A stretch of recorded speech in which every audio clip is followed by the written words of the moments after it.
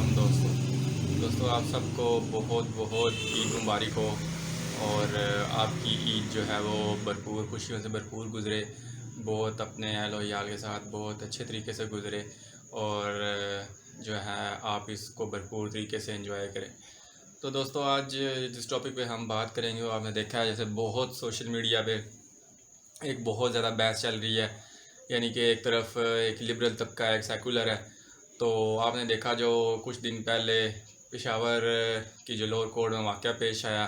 جس میں ایک آدمی جو نعوذ باللہ یہ نبوت کا دعویٰ کر رہا تھا، اسے ایک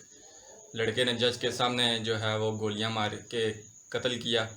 تو اس پہ ایک سوشل میڈیا پہ بہت زیادہ بحث چھڑی۔ کچھ لوگوں کا یہ خیال تھا کہ نہیں، یہ بہت جو عموماً اپنے آپ کو بہت لبرل کہتے ہیں، ان کی طرف سے بڑا احتجاج ہے کہ نہیں جی، ایسے تو ہر بندہ اس کو قانون کو ہاتھ میں لے لے گا، تو آپ کو کس نے اجازت دی ہے مارنے کی؟ جبکہ دوسری طرف طبقہ تھا، انہوں نے کہا نہیں، یہ بہت اچھی بات ہے، انہوں نے بہت اچھا کیا ہے۔ تو دوستوں میں آپ کو اپنا انالیسس اس بات پہ دیتا ہوں، اوپینین ہے اس بارے میں، وہ یہی ہے کہ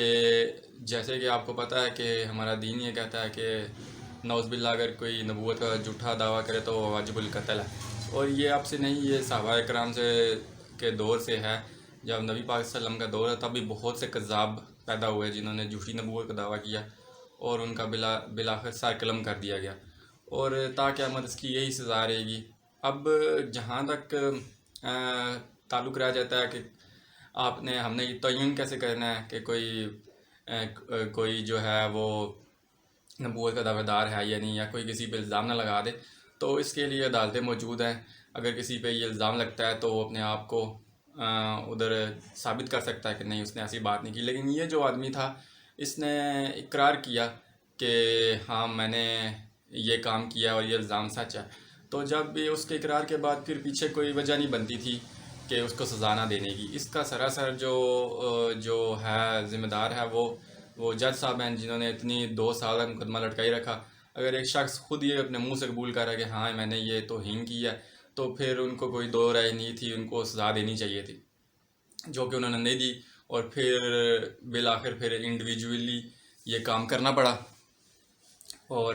بالکل یہ اس میں کوئی غلط بات نہیں ہے، کیونکہ شریعت ہمیں اس چیز کی اجازت دیتی ہے کہ اگر کوئی جھوٹی نبوت کا دعویٰ کرتا ہے تو اس کا سر قلم کر دیا جائے۔ اب دوستو یہ جو قادیانی فتنہ ہے، یہ بہت ایک بڑا فتنہ ہے، اور اس کے پیچھے امریکن CIA اور جو فارن فنڈنگ کی ایجنسیز ہیں وہ اس کے پیچھے ہیں۔ اس کا ایک عملی شخصانہ میں آپ کو بتاتا ہوں کہ ابھی آپ نے ریسنٹلی دیکھا ہوگا، جب امریکہ میں فساد پھوٹے، جب بلیکس اور وائٹس کی آپس میں جنگ ہو رہی تھی، کافی زیادہ تشدد ہوئے، مظاہرے ہوئے، تو کسی ملک نے جو ہے وہ ان کے جو بلیک تھے ان کو اکسایا نہیں کہ نہیں آپ کے ساتھ بہت زیادتی ہو رہی ہے، آپ احتجاج کریں، آپ ان کو ماریں، بلکہ ساروں نے اظہار افسوس ہی کیا۔ لیکن جب یہ واقعہ ہوا تو فٹ سے امریکن ڈپارٹمنٹ کی طرف سے مذمت آئی، نہیں جی کہ ہم جو بندہ مارا گیا اس کے ورثاء کے ساتھ ہیں، ہم اس سے اظہار افسوس کرتے ہیں۔ تو اظہار افسوس اسی سے کرتے ہیں جو آپ کا اپنا بندہ ہوتا ہے، کبھی کسی پرائے کے لیے تو آپ ایسی ہمدردی نہیں رکھتے، لاکھوں لوگ مرتے ہیں، لیکن کسی ایشو کے لیے کیوں وہ آگے پیش ہوتا ہے؟ کیونکہ یہ ان کی اپنی ہی فنڈ کردہ جماعت ہے، اور یہی اس کو تحفظ فراہم کرتے ہیں، اور یہ ان کا ایک جال ہے، ایک فتنہ ہے جو امریکہ نے پاکستان میں لانچ کیا ہوا ہے۔ اور دوسری بات یہ کہ ایک اور بات یہ ہے کہ یہ اپنے آپ کو جو ہے مطلب اس کے جس کے یہ فالورز ہیں، اس نے اپنے آپ کو ایک جھوٹا نبی ثابت کیا، جھوٹے نبی ہونے کا دعویٰ کیا۔ آپ یہ اندازہ لگائیں کہ جب بھی کوئی اللہ تعالیٰ نے نبی بھیجے دنیا پہ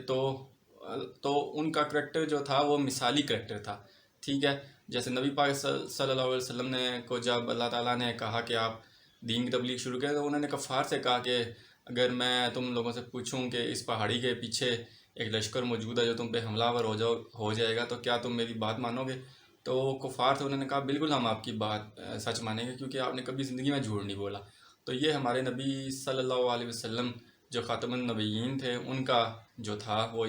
وہ ایک کریکٹر تھا کہ کفار بھی آنکھیں بند کر کے ان کی بات پہ یقین کرتے تھے۔ اور ماشاءاللہ یہ جو قادیانی حضرات ہیں، ان کا جو سو کالڈ ان کا جو اپنا ہے پیغمبر، جس کو پیشوا مانتے ہیں، اس کا کریکٹر آپ کے سامنے ہے۔ اس کی کتابوں میں کتنی غلیظ اور گندی جو ہے وہ گفتگو ہے، اور لٹرلی اس بندے نے گالیاں اپنی کتاب میں لکھی ہوئی ہیں۔ اور پھر اس کا انجام بھی کیا ہوا تھا یہ بھی آپ کو پتہ ہے۔ تو دوستو